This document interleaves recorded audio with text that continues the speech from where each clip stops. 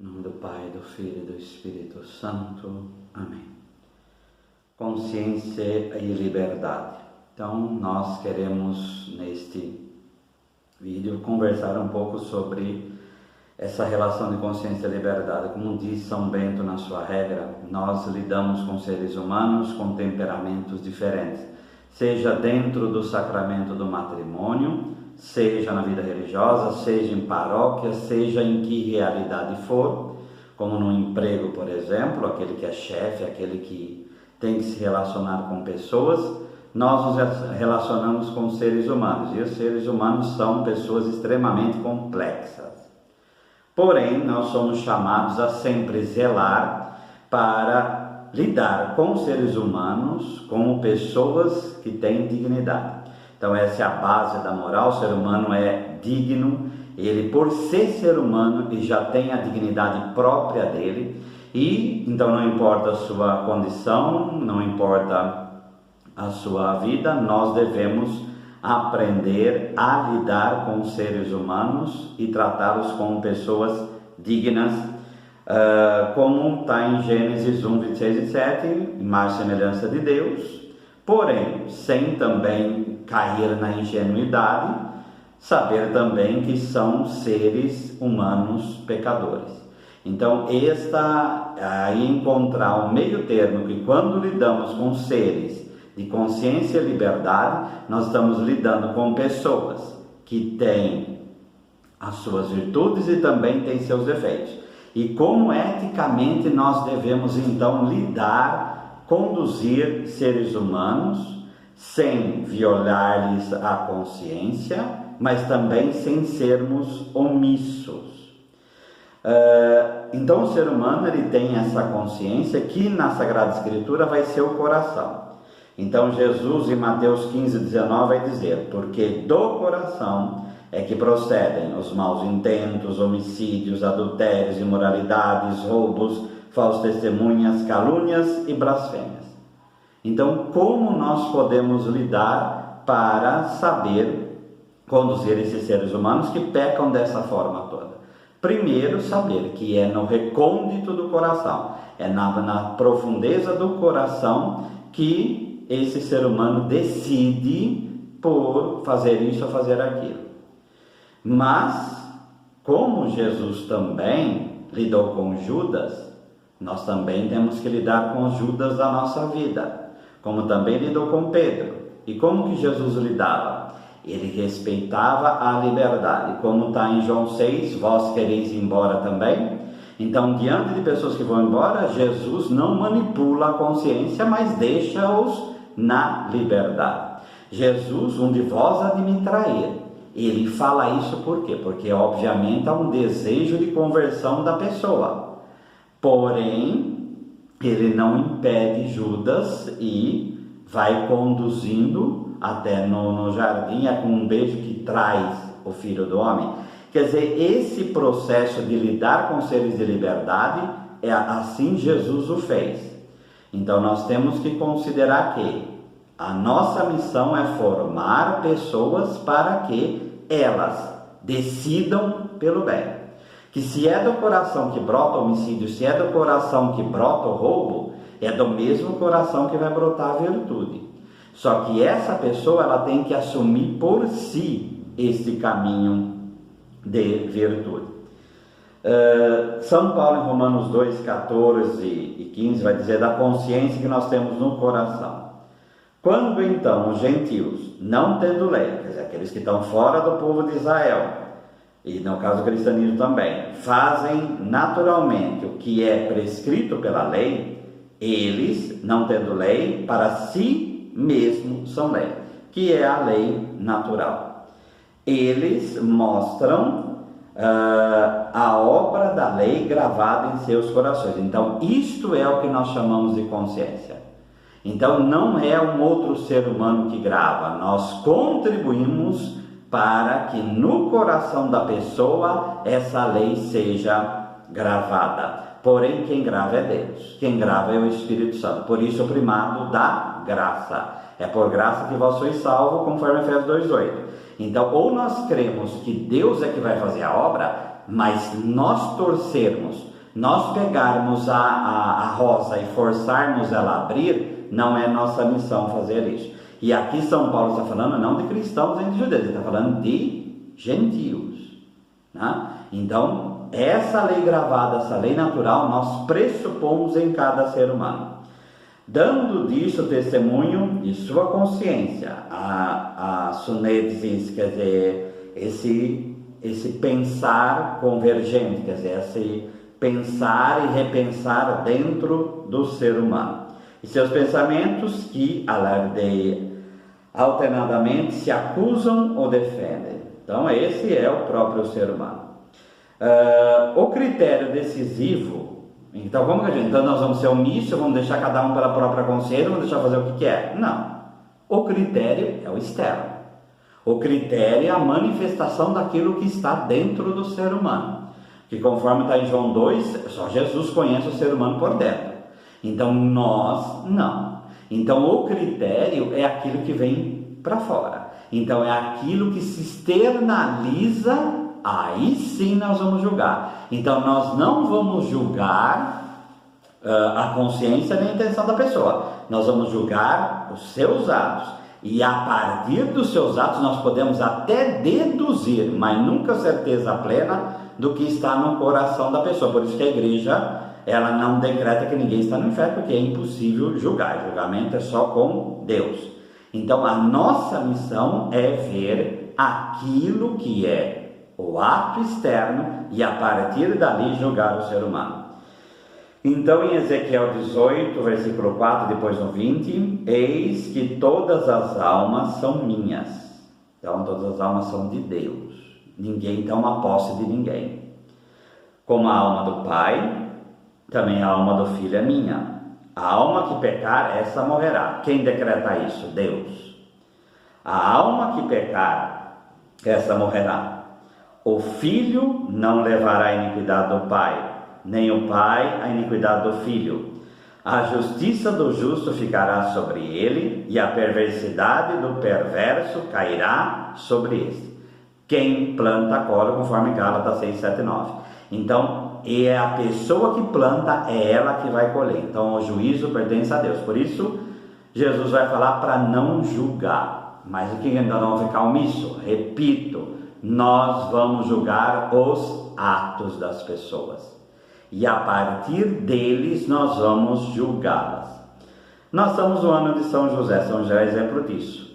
Por que será que São José não chegou para Maria Santíssima e falou, encurralou, como nós dizemos hoje, colocou ela num canto e falou, escuta, o que está acontecendo, você agora vai revelar para mim e eu não quero nem saber, você vai ser exposta? Não. Esse recuo de São José reflete Romanos 12, dá um passo para trás para deixar a ira de Deus, no caso a justiça de Deus, funcionar. Então ele, como um homem discreto, e discrição é a arte de tomar decisões, ele, como um homem de discernimento, ele deu um passo atrás. Dando um passo atrás, Deus se manifesta. Agora, se nós vamos manipulando consciência, vamos entrando na intimidade da pessoa, vamos fazendo com que haja uma situação dessa forma, então nós tomamos o lugar do próprio Deus. Então São José deixou a ação se manifestar. Então assim nós devemos agir. E aí nós julgamos novamente os atos da pessoa. É interessante como a consciência moral funciona como uma lei dentro da pessoa. Provérbios 20, 27, o espírito do homem é a lâmpada do Senhor. Então, o espírito é a alma, ela é essa lâmpada, essa iluminação. Como está no Salmo 119, 105, versículo 105, a lâmpada que ilumina os nossos passos é a palavra do Senhor, e Deus colocou essa palavra de verdade dentro de nós. Então, nós devemos conduzir as pessoas para que essa consciência seja bem formada, mas sem enfiar a mão dentro da consciência da pessoa. E pelos seus atos nós vamos propondo para as pessoas, como Jesus fez, como ele fez com Pedro. Então Pedro, ao mesmo tempo, tu és o filho do Deus vivo, não é a carne e o sangue que revelou isso, é graça. Então, pelo ato, Jesus fala o que tem por trás. Mas da mesma forma, eu quero tomar a frente, eu quero, não você, o Senhor não pode ir para Jerusalém para ser morto. Não tome a frente, não tome a frente do Senhor. Vai para trás e aprende a ser discípulo. Então, Jesus não se antecipa a Pedro, ele deixa Pedro se manifestar, como os outros discípulos, a mesma coisa. Então, a qual esquadrinha todo mais o íntimo do corpo, em Provérbios 6:23, porque o mandamento é a lâmpada, e a instrução a luz, e as repreensões a disciplina são o caminho da vida. Então, nós temos essa lâmpada de nós, é a palavra de Deus colocada em nós, e ela que deve formar nossa consciência, e a lei que é fora, a disciplina que é fora, a orientação que é fora, o ensino que é fora, nós devemos usar para, a partir dos atos da pessoa, ir formando a consciência dela na liberdade. Não, novamente falando dessa forma, não colocar uma cenoura na frente do burro, mas é formar consciência. A pessoa vem para fora, ela erra, a gente vai falando, ela vai formando. E assim Pedro foi formado. Pedro, o itinerário do crescimento espiritual dele é pleno para a gente entender como se forma a consciência. Então Jesus, passo a passo, vai fazendo isso. Como ele avisou, você vai me trair, tá? Então ele não fala, não vá ali no pátio sacerdote, porque lá você vai me trair. Ele não fez isso. Ele orienta para que na liberdade Pedro vá aprendendo. O nosso modelo de lidar com consciência humana, de lidar com pessoas dignas, é Jesus. O Senhor conhece o coração. 1 Samuel 16:7. O Senhor, contudo, disse a Samuel: não considere sua aparência nem a sua altura, um dos irmãos de Davi, pois eu rejeitei. O Senhor não vê como o homem. O homem vê a aparência, mas o Senhor vê o coração. Ou nós tiramos o nosso lugar e deixamos Deus tomar frente, ou daqui a pouco nós nos tornamos deuses das pessoas, manipuladores de consciência, julgadores da intenção dos outros. E isso não vai levar a lugar nenhum. Então nós temos que assumir, é só Deus que conhece o coração. E é Ele que vai fazer manifestar, como o nosso fundador Padre Gilberto falava. Eu não preciso que alguém fale para mim. O Senhor vai manifestar. E não é manifestar só no coração com inspirações, mas vai vir uma verdade daqui, vai vir uma verdade dali. Então nós lidamos com seres de liberdade, e assim nós deveríamos ser. E assim também a orientação espiritual da mesma maneira. O diretor espiritual, quando conduz alguém, ele também tem que saber que está lidando com seres de liberdade. Agora, essa história de manipular a consciência, se não fazer assim, vai entrando em detalhes e mais detalhes, e vai fazendo com que a consciência da pessoa vá sendo restringida de uma tal maneira que ela não consegue nem tomar decisões. Então a visão do médico, que é aquele que prescreve remédios, a pessoa toma, mas é ela que vai tomar, não sou eu que vou colocar o remédio na boca da pessoa. Então eu tenho que saber que mesmo na direção espiritual eu estou lidando com seres de liberdade. Eu não posso manipular a consciência. Ah, mas dá trabalho porque cai tudo a ver. Mas esse é o nosso trabalho. Então Jesus também teve paciência, apesar de muitas vezes falar, até quando eu vou aguentar essa geração, suspirando para cima. Nós podemos até suspirar para o Senhor, e esse suspiro virar uma oração, como nos diz Santa Teresa. Porém, nós não devemos cair numa tentação de Big Brother, de fazer com que nós coloquemos câmeras para todos os lugares, vamos fiscalizar todo mundo, vamos tornar-nos policial de todo mundo, porque, como dizia o Padre Gilberto, também nós não devemos ser policial de ninguém. Então, se cristianismo vira um policialesco, vira uma novela policialesca, nós deixamos de ser cristãos. Então, ou nós acreditamos que Deus é que conduz e nós cooperamos, repito, sem ser omisso, porque julgamos atos. Então a pessoa faz errado, ah, não, tudo bem, vamos deixar a pessoa. Não, aí seria omissão. Então, se a pessoa está indo para o caminho errado, O marido chega todo dia 4 horas da manhã, não, é normal, ele saiu tarde do trabalho todo dia. Então, é claro que aí a pessoa tem que estar alerta, claro que aí vamos conversar, vamos ver o que está acontecendo. Então, nem cair na manipulação, mas também nem cair na omissão. Então, o equilíbrio é lidar com seres de liberdade. Como se fala para casais, o casal tem que deixar a graça matrimonial chegar primeiro. Então a graça matrimonial vai mostrar o que tem de errado ali, mas eu também devo cooperar com a graça. Então eu vou perguntar, eu vou inquirir, eu vou chamar para a responsabilidade daquela pessoa que está sendo irresponsável dentro do próprio relacionamento, tá? Provérbios 4:23, acima de tudo, guarde o seu coração, pois dele depende toda a sua vida. Então é lá no profundo do ser humano que o ser humano decide. E é lá que nós devemos guardar, lá que nós devemos trabalhar cada pessoa. E aqueles que estão fora vão contribuir com a sua palavra e com o seu exemplo para que isto aconteça. 1 Coríntios 4:4, verdade é que a minha consciência de nada me acusa, mas nem por isso sou justificado, nem por isso eu posso falar, não, eu estou justo, porque que ser humano conhece a si mesmo totalmente? Ninguém. Meu juiz é o Senhor. Então, meu juiz é Deus. Então nós devemos saber que quem julga no final da história é Deus. E é a Ele que nós devemos deixar, como está em Romanos 12. A Ele pertence a vingança. Nós vamos colaborar com isso. Por isso, toda a estrutura legal que a igreja tem, e toda a estrutura legal do direito canônico e outras leis, é sempre para que nós julguemos os atos. Então a igreja não julga fora interno. Fora interno vai para o confessor. A lei canônica foi feita para o fórum externo. Qual o conceito que a igreja diz dessa consciência?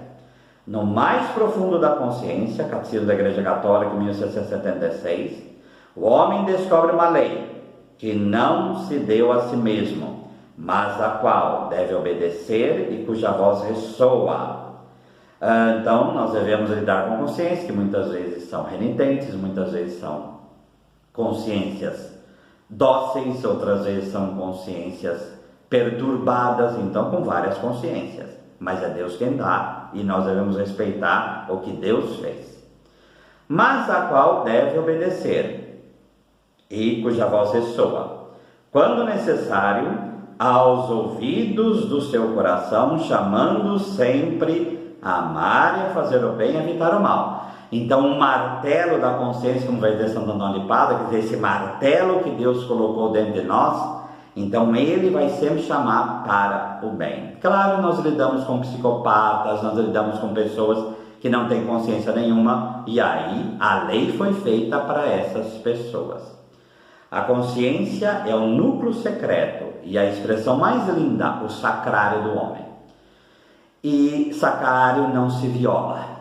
Então nós não devemos vamos torturar, vamos colocar armadilhas, vamos colocar tentações no caminho da pessoa, vamos colocar obstáculos no caminho do cego, como diz a lei, para nunca fazer isso. Então, consciência não se viola. Então, vamos torturar a pessoa para conseguir algo, isso aí é absurdo. Então, vamos colocar tentações no caminho da pessoa para a pessoa cair, isso é absurdo. Então esse tipo de coisa não é cristão e nunca vai ser, tá? Nunca vai ser. É sacrário, então nós não podemos violar o sacrário, então nós não vamos violar o sacrário. No qual ele se encontra sós com Deus, cuja voz ressoa na intimidade do seu ser. Por quê? Porque a santidade brota da consciência. Então nós, pelo foro externo, vamos conduzir essas almas para Deus e lá as decisões nós vamos vendo e vamos tomando decisões de acordo com o fundo da alma. Lembrando de um filme antigo, de 2002, Minority Report, com Tom Cruise, que foi um filme de Spielberg, É interessante que se cria um sistema, em 2054, um sistema em que,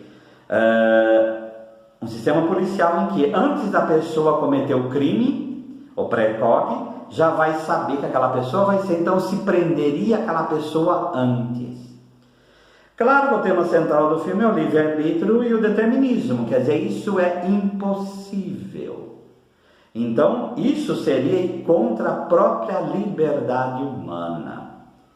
Então, saber o que a pessoa vai fazer antes, então eu vou, não, como essa pessoa tem, o nazismo fez isso, né? Se a pessoa tem essa forma ou essa raça, não, ela é criminosa, então já tem que matar. Quer dizer, esse tipo de como foi a palavra para Samuel, pela aparência, pelas algumas coisas que não brota da liberdade da pessoa, mas eu faço juízo temerário, e em cima desse juízo temerário eu já vou e tomo minhas decisões, se torna pecado, né? Por isso, o que a Igreja Católica nos dá é a diferença entre foro interno, onde um ato de governo é feito sem publicidade, e o foro externo, que é o ato público e ato verificável. O cano 130, o poder de regime, quer dizer, aqueles que são superiores, aqueles que mandam, se exerce por si no foro externo. Às vezes, contudo, só no foro interno, de tal modo, porém, que os efeitos que seu exercício possa ter no foro externo não sejam reconhecidos nesse foro, a não ser enquanto isso seja estabelecido pelo direito em casos determinados. Então, foro interno é no foro sacramental, que é a confissão, ou na direção espiritual, e então temos que ter um critério extremo para deixar isso claro.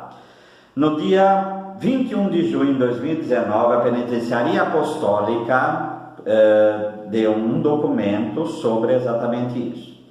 Então, ela dá os 3 foros, né? Então, o primeiro, o sigilo sacramental, que é aquilo que nós já conhecemos, trair o penitente com palavras ou qualquer outra maneira, violar o sigilo sacramental, excomunhão de sentença, demissão do estado clerical. Então é o sacrário, e o sacerdote deve respeitar esse sacrário até o fim da vida. No foro extra-sacramental interno, que é a direção espiritual, sempre oculto, mas aí externo ao sacramento da penitência. Também nele a Igreja exerce a própria missão e o poder salvífico, não perdoando pecados, mas sim concedendo graças, rompendo vínculos jurídicos, no caso da censura, e ocupando-se tudo aquilo que diz respeito à santificação das almas. Por isso, a esfera própria, íntima e pessoal de cada fiel. Então, aquilo que é no sacramental, ele se estende à direção espiritual. Por isso, um diretor espiritual não pode dar opinião no foro externo. Então, tem que separar isto. E a pessoa, deixou de ser diretor espiritual, mas ele vai pegar o que ele ouviu na direção espiritual depois para usar. Não pode fazer isso. Os segredos e os limites próprios da comunicação. De outra natureza, de relação do âmbito do foro interno, sacramental e extra-sacramental, são as confidências feitas sob o sigilo do segredo, bem como os chamados sigilos profissionais, dos quais têm posse particulares, categorias de pessoas, tanto na sociedade civil como na estrutura eclesial, em virtude de um especial ofício por eles exercido para os indivíduos ou para a comunidade. Então, esses sigilos podem ser quebrados, mas sempre sob a tutela da lei. Então, a gente não pode quebrar sigilo profissional, como sigilo bancário, por exemplo. Eu vou falando, sou bancário e falo para todo mundo ao que está na conta das pessoas. Não posso agora. A lei tem, mas tem que haver o devido processo legal. Então, há possibilidade, mas é a lei que vai dar. Então, eu não posso violar sigilo psicológico ou sigilo médico só pelo querer da pessoa ou para violar a consciência. Aí se torna algo extremamente pecaminoso e ilegal, tá? O cânon 630 vai falar da vida religiosa, mas é perfeito para a gente poder entender isso. No parágrafo 4. Os superiores não ouçam confissões dos súditos, a não ser que eles o peçam espontaneamente. Por quê? Porque o superior, ele não deve forçar. Não, vamos lá, porque dentro da confissão você vai ter que me falar isso. Então o superior, ele não pode violar a consciência. Ele tem que respeitar. Agora o súdito, na liberdade, se ele quer falar, aí ele deu permissão para que o foro interno dele estivesse na mão do superior. Então, aí ele pega o sacrário, ele abre esse sacrário para o superior, mas tem que ser livre. Então não pode ter uma fantasia de liberdade nesse ponto. Então essa liberdade tem que ser plena, a pessoa realmente tem que querer fazer isso e não ser coagida a fazer isso com uma fantasia de liberdade. Os membros, parágrafo 5º, procurem com confiança os seus superiores, porque a relação entre superior e súdito deve ser uma relação de confiança, como de uma família, podendo abrir-lhe livre e espontaneamente o próprio ânimo, podendo. Então vai depender sempre da pessoa. Os superiores, porém, são proibidos de induzi-los, de qualquer modo que seja, a manifestar-lhes a própria consciência. Então fica claro, o sacrário tem que ser respeitado.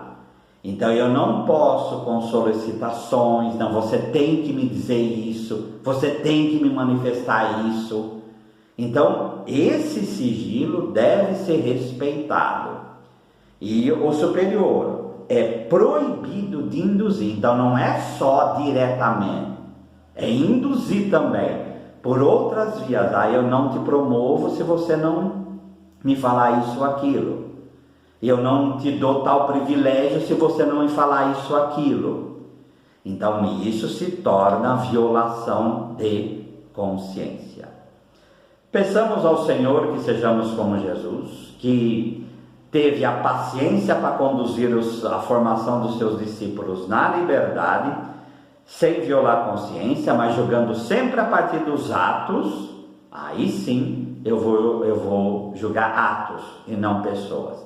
Que nós tenhamos como exemplo São José, que não pressionou Maria Santíssima, mas deixou a graça de Deus agir, e como São Miguel Arcanjo, nesse início de Quaresma, nos ajude e interceda por nós para saber quem é como Deus. Só Deus é Deus. O Senhor nos abençoe, nos livre de todo mal e nos conduz à vida eterna. Amém.